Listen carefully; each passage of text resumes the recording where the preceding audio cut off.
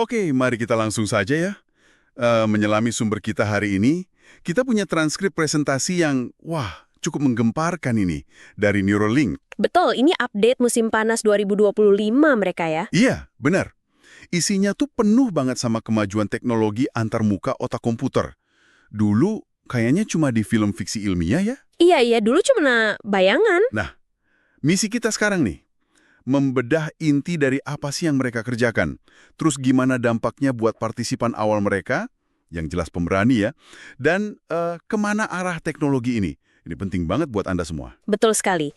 Yang bikin menarik sekarang tuh, ini udah bukan sekedar konsep lagi, tapi udah jadi, bukti nyata. Udah ada hasilnya gitu ya? Udah ada, kita nggak lagi ngomongin apa yang mungkin, tapi udah lihat data penggunaan real, terus pengalaman langsung dari orang-orang yang hidupnya bener-bener berubah. Dan ya itu tadi, peta jalan teknologinya, wah, ambisius banget. Ambisius sekali ya kedengarannya. Ini bukan cuma kayak gawai baru biasa loh, ini nyentuh pertanyaan mendasar banget soal kemampuan manusia, kesadaran, bahkan interaksi kita sama AI nanti. Kan Elon Musk sering nyinggung itu. Oh iya, sering banget yang ngomongin AI. Nah, kecepatan perkembangannya aja udah cerita sendiri, cepet banget. Iya, dan kita bakal lihat langsung nih gimana teknologi ini udah mulai bantu orang-orang dengan kondisi kayak cedera tulang belakang atau ALS. Amyotrophic lateral sclerosis ya, penyakit yang bikin otot lumpuh itu. Betul. Gimana mereka bisa kontrol komputer, komunikasi, bahkan sampai main game cuma pakai pikiran. Hanya dengan pikiran loh. Iya kan? Dan tentu kita intip dikit lah ya, keajaiban rekayasa di baliknya. Siap. Kita mulai dari dasarnya dulu kali ya. Apa sih Neuralink ini sebenarnya? Oke, jadi pada intinya ya, Neuralink itu lagi bangun semacam jembatan komunikasi, dua arah antara otak manusia sama komputer. Jembatan komunikasi ya? Iya, bayangin aja kayak interface universal gitu. Input dan output langsung ke pusat kendali kita, otak. Tujuannya ya buat melampaui batasan fisik kita sekarang. Kayak tangan buat ngetik atau mulut buat ngomong gitu. Nah, persis. Kecepatan ngetik, kecepatan ngomong, itu kan ada batasnya. Dengan ini, harapannya informasi bisa ngalir jauh lebih cepat, lebih kaya. Itu apanya? Terus mengapanya? Kenapa sih bikin proyek seambisius ini? Nah, ini ada dua lapis nih motivasinya.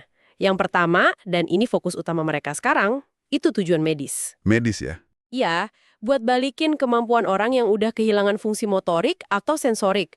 Ini harapan gede banget buat penderita kelumpuhan, entah karena cedera tulang belakang, stroke, atau ya penyakit kayak ALS tadi.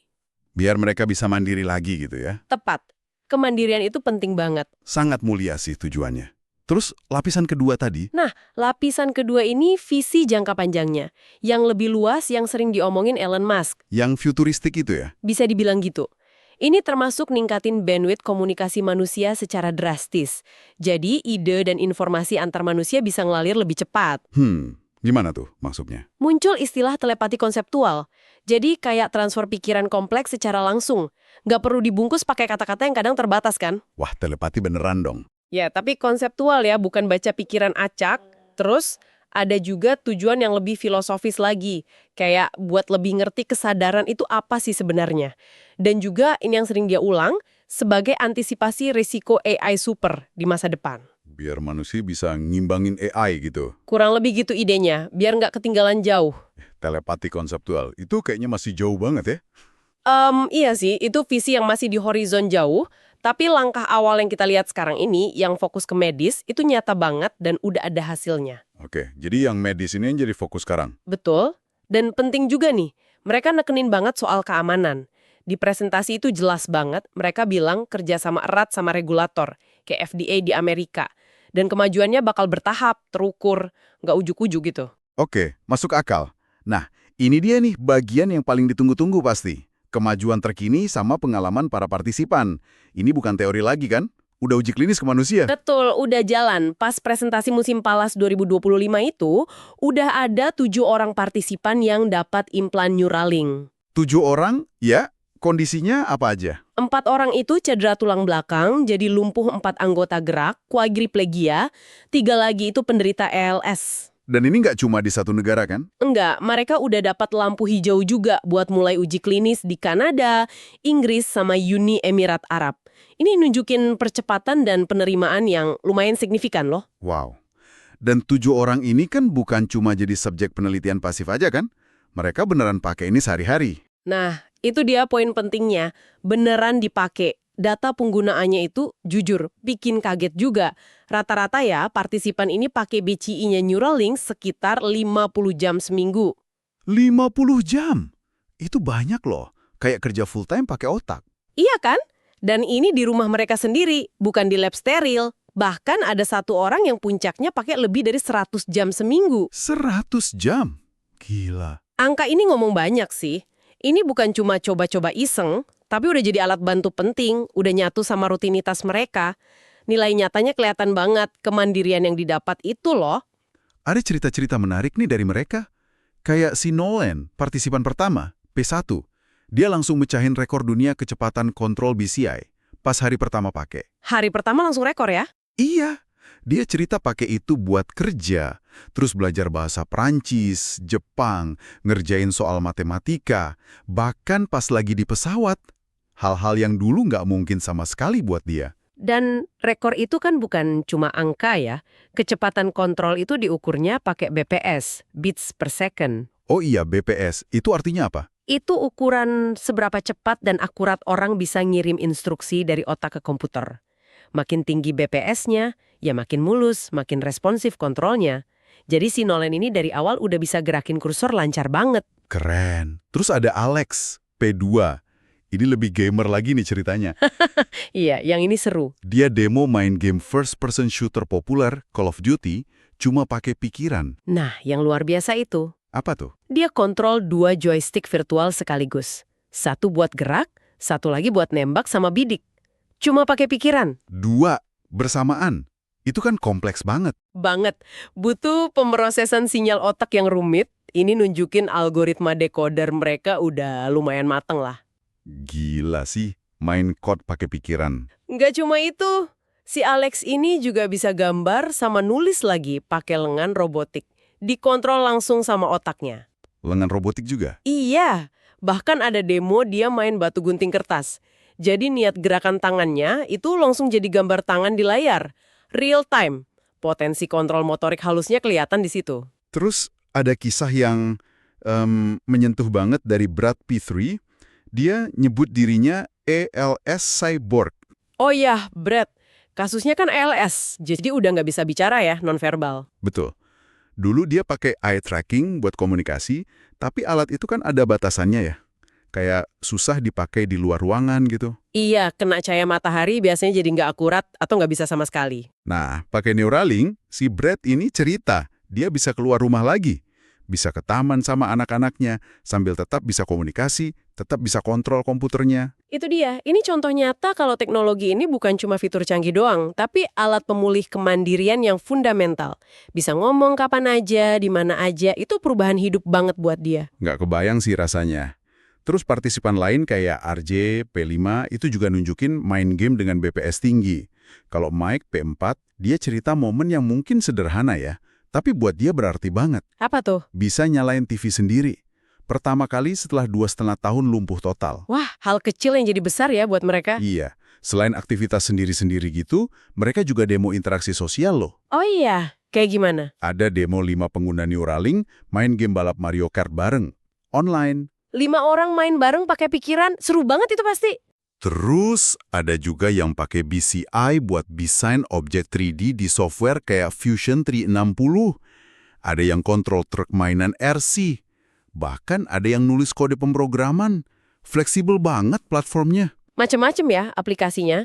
Nah, ngomongin produknya nih, yang pertama ini namanya telepati.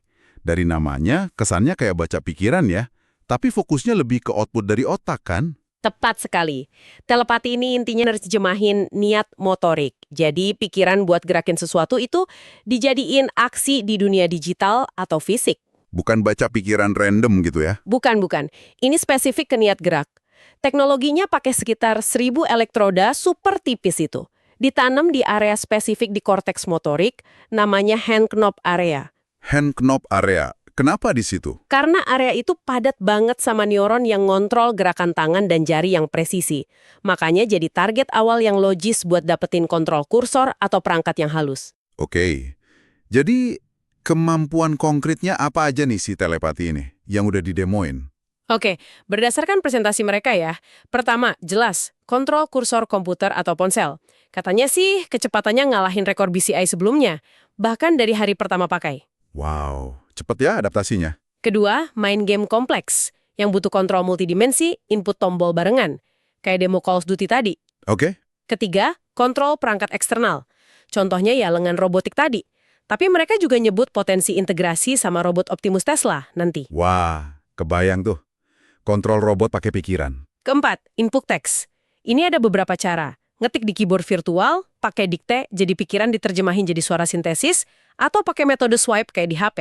Lengkap juga ya cara inputnya?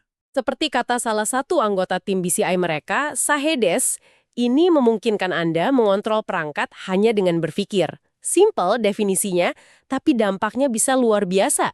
Tapi mereka nggak berhenti di telepati ini kan? Peta jalan ke depannya kelihatan ambisius banget. Banget, sangat ambisius. Mereka paparin rencana beberapa tahun ke depan dan cukup detail loh. Bisa dirinci dikit nggak rencananya gimana? Bisa, bisa. Jadi mulai dari triwulan setelah presentasi itu, targetnya implan pertama di korteks bicara. Korteks bicara, buat apa tuh? Tujuannya bukan baca pikiran acak lagi-lagi, tapi nerjemahin niat bicara. Jadi kata-kata yang kita bentuk di kepala tapi nggak diucapin, itu jadi teks atau ucapan sintesis. Wah, ini bisa bantu banget orang yang nggak bisa ngomong ya. Kayak karena stroke gitu. Persis, dampaknya bisa besar banget. Terus 2026 targetnya naikin jumlah elektroda jadi 3.000 per implan. Dan ini signifikan banget. Mulai uji klinis buat produk kedua, blind sight. Blind sight buat penglihatan ya? Betul, mengembalikan penglihatan. Lanjut 2027, elektroda naik lagi jadi 10.000 per implan. Dan ini penting, bisa pasang beberapa implan per orang. Jadi bisa gabungin fungsi gitu. Iya, misal satu buat motorik, satu buat bicara, satu lagi buat lihat. Semuanya kerja bareng. Gila, makin canggih. Terus 2028 targetnya lebih dari 25.000 elektroda per implan. Mulai jangkau area otak lebih dalam, kayak sistem limbik. Sistem limbik itu buat apa? Potensinya buat atasi kondisi kejiwaan, kayak depresi berat atau nyeri kronis. Dan di tahun itu juga mulai demo integrasi sama AI buat kemampuan yang lebih canggih lagi. Wow, padat banget ya roadmap-nya. Coba kita bahas sedikit soal blind sight tadi. Ini beda ya sama telepati. Beda, kalau telepati tuh fokusnya output, kirim perintah dari otak. Nah, blind sight ini fokusnya input, kirim informasi ke otak. Tujuannya buat balikin penglihatan ya? Bahkan buat yang buta total. Iya, bahkan buat yang buta sejak lahir atau yang kehilangan mata atau saraf optiknya. Jadi idenya, sinyal visual dari kamera luar diproses, terus dikirim langsung ke korteks visual di otak. Gimana cara kerjanya? Hasilnya bakal kayak gimana? Awalnya mungkin resolusinya masih rendah ya, kayak lihat dunia dalam bentuk piksel kasar gitu. Tapi target akhirnya tinggi banget. Penglihatan resolusi tinggi, bahkan mungkin multispektrum. Multispektrum, kayak di Star Trek itu. Haha, iya mereka nyebut Geordi LaForge dari Star Trek, yang visirnya bisa lihat inframerah, ultraviolet, itu target jangka panjangnya. Wah, ambisius banget ya lihat di luar spektrum normal. Tentu, itu visi jauhnya. Langkah awal ya penglihatan fungsional dasar dulu. Secara teknis, ini tantangannya gede banget. Implan blind sight ini harus ditanam lebih dalam. Lebih dalam dari telepati. Iya, ke korteks visual primer, letaknya agak ngumpet. Di lipatan otak namanya visura calcarina. Jadi bukan cuma nempel di permukaan, harus masuk ke celah itu. Butuh robot yang super presisi dong. Pasti, dan desain implannya juga beda. Mereka juga bikin chip baru, namanya S2, khusus buat stimulasi saraf. Jadi buat ngomong ke otak, biar muncul persepsi visual. Chip ini punya lebih dari 1.600 saluran stimulasi independen. Oke. Visi jangka panjangnya jadi kayak antar muka seluruh otak ya. Buat atasi macam-macam penyakit neurologis, bahkan mungkin melampaui batas biologis kita. Tadi disebut juga soal jembatanin saraf tulang belakang yang rusak. Gila. Pertanyaannya sekarang, gimana caranya semua ini bisa mungkin secara teknis ya? Ini kan rumit banget.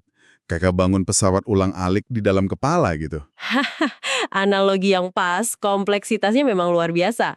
Keberhasilan Neuralink sejauh ini tuh numpu di beberapa pilar teknologi kunci. Dan mereka kembangin semuanya sendiri, barengan. Bukan cuma satu terobosan, tapi banyak. Pilar pertama apa? Ya dimulai dari implan itu sendiri. Ini kan perangkat elektronik canggih, ukurannya kecil banget, nirkabel total, nggak ada kabel keluar kepala, dan harus tahan di lingkungan dalam tubuh manusia yang keras itu bertahun-tahun. Tantangan terbesarnya apa di implan ini? Kayaknya banyak ya. Salah satu yang paling gede itu bikin wadah implannya bener-bener kedap. Kedap udara, kedap air. Istilahnya hermetis. Kenapa harus kedap banget? Bayangin aja, sedikit aja cairan tubuh masuk, itu bisa langsung ngerusak sirkuit elektronik super sensitif di dalamnya. Kayak jaga jam tangan canggih biar tetap fungsi pas kerendam air garam permanen. Tapi ini skala mikro. Oke, oke. Terus apa lagi? Tantangan lain, masukin ribuan konektor mikro lewat dinding kedap itu. Terus, pengisian daya nirkabelnya harus efisien tapi nggak boleh panas berlebih, bahaya buat jaringan otak. Sama bikin chip permosesan sinyalnya, asik itu. Asik. Application Specific Integrated Circuit. Chip yang dirancang khusus dari nol buat tugas ini, biar super efisien. Mereka bahkan bikin analogi hukum Moore buat jumlah neuron yang bisa diakses. Targetnya jumlah koneksi ke otak naik eksponensial terus. Oke, implan super canggih udah ada. Tapi masangnya ke otak dengan presisi tinggi gitu. Apalagi ke area dalam kayak visura kalkarina tadi. Butuh tangan yang stabil banget dong. Nah, tepat sekali. Dan tangan itu pilar kedua. Robot bedah canggih mereka. Robot R1 yang dipakai buat 7 partisipan pertama aja udah keren. Nanem satu benang elektroda super tipis tiap 17 detik. 17 detik per benang ya? Tapi robot generasi baru yang mereka pamerin itu lebih gila lagi. Cuma butuh 1,5 detik per benang. 1,5 detik. Cepat banget. Iya, 11 kali lebih cepat. Kenapa kecepatan penting? Iya, operasi lebih singkat, resiko lebih kecil buat pasien, dan memungkinkan prosedur yang lebih kompleks nanti. Robot baru ini juga bisa jangkau area otak lebih dalam, lebih dari 50 mm, dan didesain biar cocok sama anatomi kepala 99% lebih populasi. Selain robotnya, ada inovasi lain di sisi bedah, biar lebih efisien mungkin. Mereka juga bikin terobosan gede di manufaktur komponen steril sekali pakai buat robotnya. Contohnya nih, kartrid jarum presisi. Dulu bikinnya 24 jam, biayanya $350 per unit. Mahal juga ya? Sekarang bisa diproduksi cuma 30 menit, biayanya $15. Wah, jauh banget turunnya. Iya kan? Penurunan biaya sama waktu drastis ini penting banget kalau teknologinya mau bisa dipakai banyak orang, bukan cuma buat segelintir elit, biar bisa diskalakan. Oke, jadi implan udah ditanam presisi sama robot. Terus, sinyal listrik dari ribuan neuron itu gimana caranya jadi perintah yang dimengerti komputer? Kayak gerakin kursor atau ngetik gitu. Nah, disinilah pilar ketiga yang penting banget masuk, machine learning, ML, atau ya kecerdasan buatan. Algoritma ML inilah yang belajar ngenalin pola aktivitas neuron yang berhubungan sama niat tertentu. Niat gerak ke kiri atau kanan gitu ya? Contohnya gitu. Tapi penting dicatat ya, ini bukan baca pikiran harfiah, baca isi kepala Anda. Bukan. Lebih kayak nerjemahin bahasa sinyal listrik otak jadi bahasa perintah digital. Oke, paham. Tantangan terbesar pakai ML di sini apa? Ada dua sih yang utama. Pertama, proses kalibrasi awal. Dulu tuh butuh waktu lama, berjam-jam, buat sistemnya belajar pola sinyal unik tiap orang sebelum bisa kontrol sesuatu. Sekarang gimana? Sekarang mereka udah pangkas jadi cuma sekitar 15 menit buat bisa mulai gerakin kursor. Jauh lebih enak buat pengguna kan? Jauh lebih praktis ya. Yang kedua? Yang kedua, ngatasin neural non-stationarity. Istilah teknisnya gitu. Artinya apa tuh? Artinya, sinyal otak kita itu nggak statis, nggak sama terus. Polanya bisa berubah seiring waktu. Mungkin karena capek, tingkat fokus, mood, atau bahkan otak kita belajar hal baru. Oh, jadi sistemnya harus bisa adaptasi terus ya? Betul, model ML-nya harus cukup pinter buat terus adaptasi sama perubahan ini, biar kontrolnya tetap akurat, nggak melayang. Oke. Teknologi intinya kompleks banget. Tapi buat pengguna akhirnya, si partisipan itu, semua ini kan harus kerasa gampang dan intuitif ya? Asti dong, nggak boleh ribet. Dan itu bawa kita ke pilar keempat, perangkat lunak dan antarmuka pengguna, UI. Tampilan di layarnya gitu ya? Ya, semua yang dilihat dan diinteraksiin langsung sama pengguna. Desain kursornya, keyboard virtualnya yang gampang dipakai, cuma dengan mikirin huruf, integrasinya ke Windows, Mac OS, iOS, Android, sampai fitur kecil tapi penting kayak kursor parking. Kursor parking buat apa tuh? Biar bisa markir kursor di pinggir layar, jadi nggak ganggu pandangan pas lagi nggak dipakai. Desain UI ini terus dikembangin bareng sama masukan dari partisipan sendiri. Iteratif. Oke, tinggal satu pilar lagi nih kayaknya. Tadi kan disebut nanam implan di lokasi spesifik banget. Gimana mereka tahu persis titik terbaiknya di mana? Nah, itu peran pilar kelima, pencitraan imaging medis canggih. Mereka pakai pemindai MRI dan teknologi lain, kerjasama sama Siemens disebutnya.